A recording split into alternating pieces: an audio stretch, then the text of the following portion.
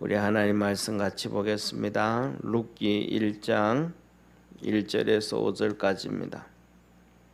하나님 말씀 룻기 1장 1절부터 5절까지 우리 한 절씩 교도합니다. 사사들의 치리하던 때에 그 땅에 흉년이 드니라. 유다 베들레헴의 한 사람이 그 아내와 그 두 아들을 데리고 모압 지방에 가서 우거하였는데 그 사람의 이름은 엘리멜렉이요 그 아내의 이름은 나오미요 그 두 아들의 이름은 말론과 기련이니 유다 베들레헴 에브라타람이더라. 그들이 모압 지방에 들어가서 거기 유하더니 나오미의 남편 엘리멜렉이 죽고 나오미와 그 두 아들이 남았으며 그들은 모압 여자 중에서 아내를 취하였는데 하나의 이름은 오르바요 하나의 이름은 루시더라. 거기 거한 지 10년 전에 같이 합독합니다. 말론과 기련 두 사람이 다 죽고 그 여인은 두 아들과 남편의 뒤에 남았더라. 아멘. 예. 오늘 이 본문 말씀은 이제 오늘부터 룻기를 보게 됩니다. 이 룻기는 그렇게 사사기처럼 긴 장이 아니에요. 이 룻기는 우리가 좀 많이 짧은 장입니다. 우리가 잘 아는 것처럼 이 룻기를 보면 그냥 4장까지 있는 짧은 장이거든요. 그런데 이 룻기서를 이렇게 보게 되어지면 시대는 이 사사 시대다. 그래서 뭐라 그럴까? 그냥 사사기에 이렇게 포함시켜도 그렇게 크게 무리가 없지 않는가 그렇게 생각이 되어져요. 그런데 중요한 것은 이 룻기서의 중요한 것은 룻이라는 여인이 나와요. 이 나옴이라는 여인도 나오지만 나옴이라는 여인은 그냥 중간 과정이다 이렇게 보게 되면 더 쉬울 것 같지 않을까. 이 룻이라는 여인이 모압 여자 이방인 룻이라는 여인이 중요한데 이 룻이라는 여인이 누구냐 하면 바로 다윗 알잖아요, 그죠? 이스라엘 백성에게 있어서 가장 위대한 왕 다윗. 다윗은 그냥 이스라엘의 위대한 왕이라고 할 수도 있지만은 더 나아가서는 우리 신앙인들에게 있어서 가장 위대한 사람이에요. 그래서 다윗을 하나님께서 말씀하실 때는 항상 뭐라 그럴까? 예수 그리스도를 예표하고 하나님의 나라를 얘기하고 하는 그런데 이 다윗이 쉽게 말하면 순수한 이스라엘 혈종이 아닌 거예요. 이 룻이라는 여인이 다윗의 증조모가 돼요. 이 룻이라는 여인이 다윗의 증조모가 되거든요. 그러니까 이 예수님이 이스라엘의 가운데 나와서 그 순수한 혈족 그런 것도 아닌 거예요. 그러니까 구약 성경부터 시작해서 하나님은 우리에게 혈육보다가는 믿음을 아주 중요시했다. 그래서 우리가 잘 아는 것처럼 이 룻이라는 여인이 나오는데 마태복음 1장에 보면 예수님의 족보가 나오잖아요, 그죠? 예수님의 그 족보에 보면 족보에 여자가 5명이 기록이 되어져요. 족보에 여자 이름이 5명이 기록되어지는데 그 족보에 5명들이 전부 다 나중에는 마리아만 빼놓고는 전부 이방인들로 기록이 되어져요. 그래서 이들의 믿음을 통해서 하나님의 역사가 나타나는 것을 보게 되는데 우리가 잘 아는 것처럼 이스라엘 백성이 가나안 땅에 들어올 때에 이 여리고성이 있잖아요, 그죠? 이 여리고성에 이 기생이었던 라합이 나와요. 이 라합이 성경에 또 족보에 나오고, 그다음에 또 오늘 이 모압 여인 룻이라는 여인이 또 나오게 되어지고, 그 다음에 또 우리가 잘 아는 것처럼 이 다윗 있잖아요, 그죠? 다윗에게 있어서 이렇게 아내가 여러 네 명이나 있었어요, 처음에. 근데 나중에 또 그의 충신, 다윗에게 충성을 다했던 우리아라고 하는 충신이 있어요. 그 충신의 아내 바세바를 또 지한단 말이에요. 그래가지고 솔로몬이 태어나거든요. 또 이 바세바. 그런데 뭐냐면 우리아, 이 충신 우리아도 이 해족속이란 말이에요. 이방인이란 말이에요. 이방인인데도 그렇게 충성을 다하는. 그래서 그런 걸 볼 때는 바세바도 이스라엘 백성이라기보다는 이방 여인일 확률이 높다 이러는 거예요. 이런 것들을 전부 볼 때 보면 쉽게 말하면 우리나라로 예를 들면 이 고구려 시대라든지 고려 시대, 고구려 시대에 가까운 이 우리나라 보면 고구려라든지 고려 시대 보면 순수한 우리 한국 이 혈종뿐만 아니라 다른 만주족도 있고 뭐 이 사람들도 많아요. 몽고 사람들도 있고 이들이 능력만 있고 그다음에 두 번째는 가장 중요한 것이 이 나라에 충성을 하면 그냥 이렇게 데려와 가지고 같이 한 나라를 세워가는 그러한 일들을 했었는데 오히려 그런 것과 같은 이스라엘의 역사에서 그런 것을 보게 되어집니다. 그래서 우리는 오늘 이 본 말씀을 보면서 하나님 앞에서 충성을 다하고 믿음으로 살아갈 수 있는 우리 축복의 성도가 되기를 바랍니다. 자, 그래서 이 사사시대 하면 이스라엘 백성들이 이제 가나안 땅을 정복하고 가나안 땅에 있던 땅을 분배받아 가지고 여호수아가 죽으면서부터 시작해서 한 400년 정도 사사시대가 형성되어지는 거예요. 이때에 이제 있었던 내용 중에 하나예요. 이때에. 그러니까 이제 이 사사시대가 끝나면서 자 보세요. 이 사사시대가 끝나면서부터 시작해서 사울 왕정 시대가 시작된단 말이에요. 그래서 사울의 왕정 시대가 시작되니까 이 다윗 왕이 사울 다음이 다윗 왕이 되니까 다윗 왕의 증조모가 된다라는 것을 보면 이제 이 사사 시대에 거의 말기 가까이 돼 가지고 바로 이 사건이 있었다. 그리고 이 베들레헴에 사람이 있었는데 흉년이 들어서 이제 모압 지방으로 갔다. 뭐 자세히는 그 시대는 잘 모르겠지만은 이 이스라엘의 흉년이 들었으면 뭐 모압 지방 그쪽에도 흉년이 좀 들지 않았을까 싶어요. 그런데 어쨌든 간에 흉년이 들어가지고 이렇게 모압 지방으로 이사를 다 갔다. 이제 잘 살기 위해서 이사를 갔다. 그래요. 가는 거예요.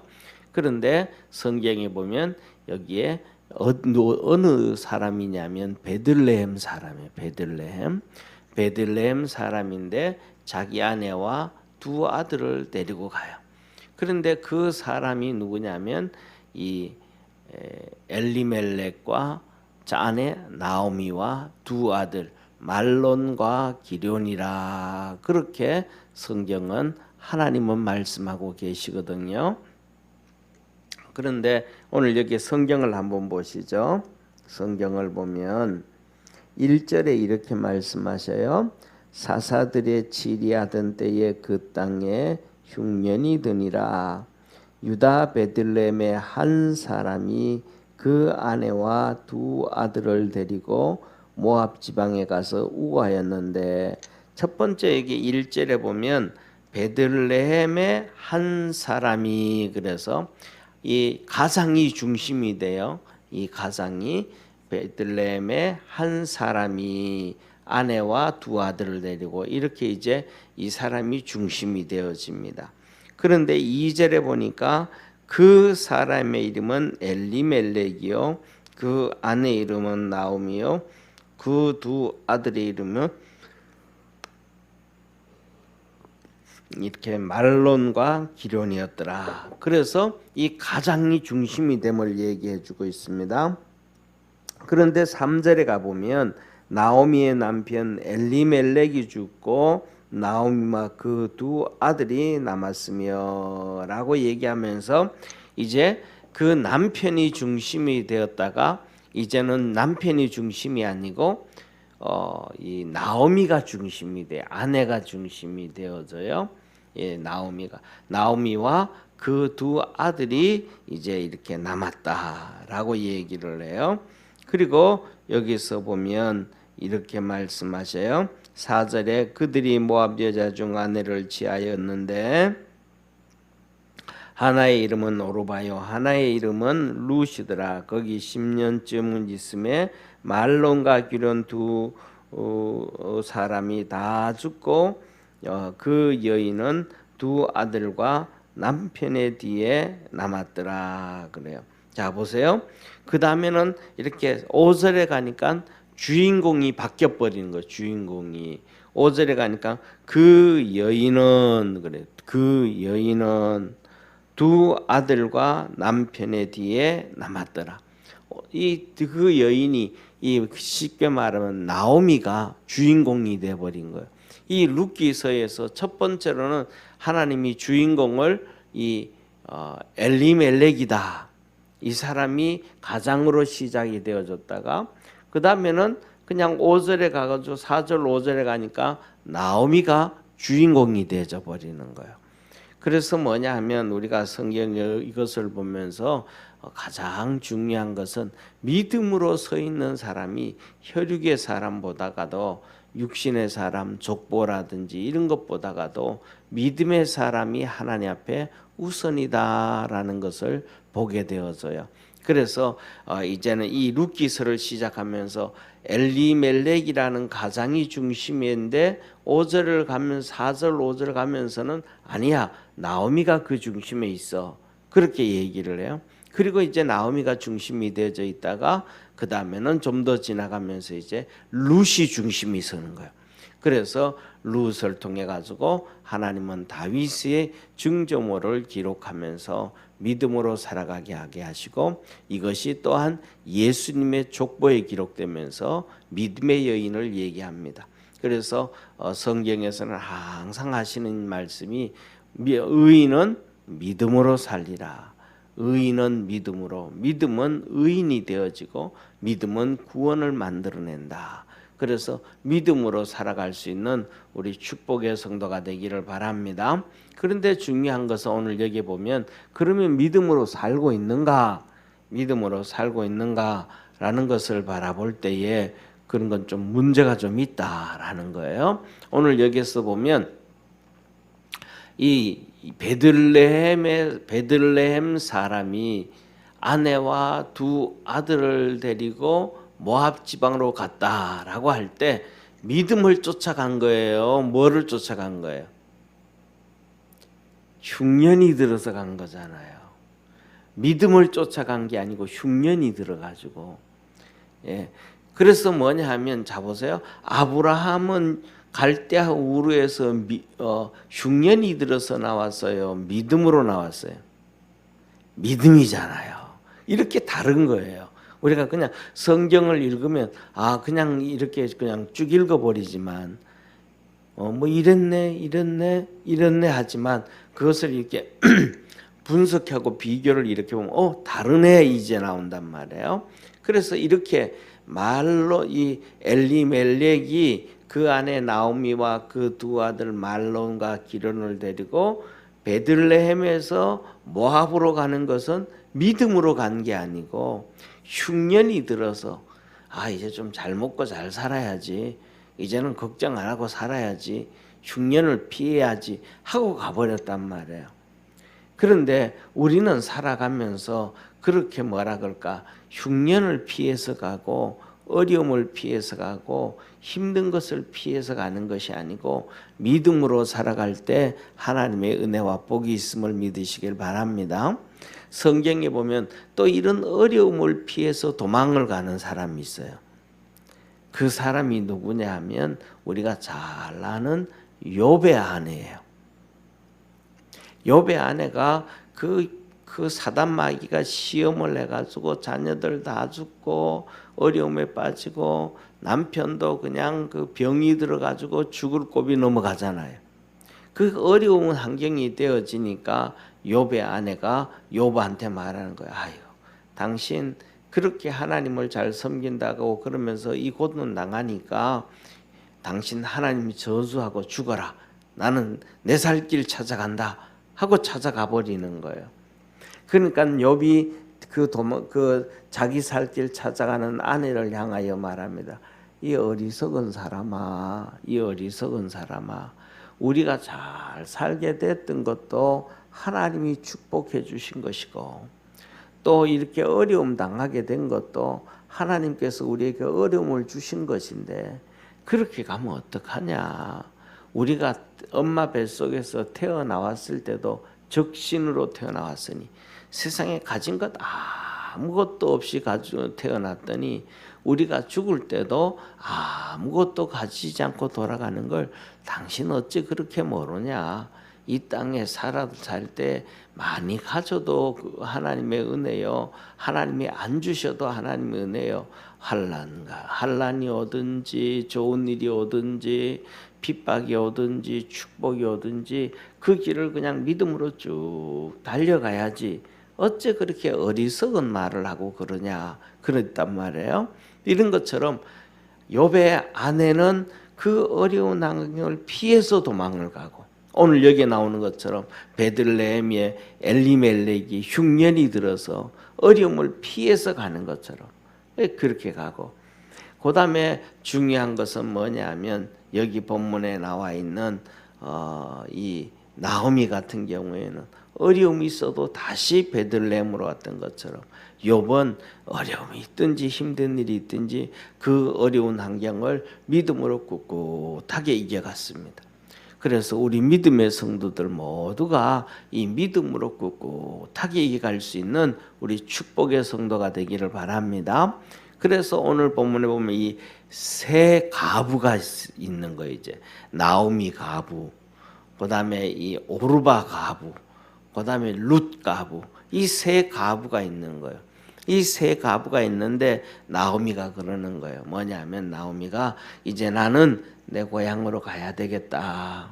이제 내가 힘들어도 내 고향에서 살고 어려워도 내 고향에 가 살아야겠다. 왜? 그것이 하나님이 주신 축복의 땅이요 약속의 땅이니까.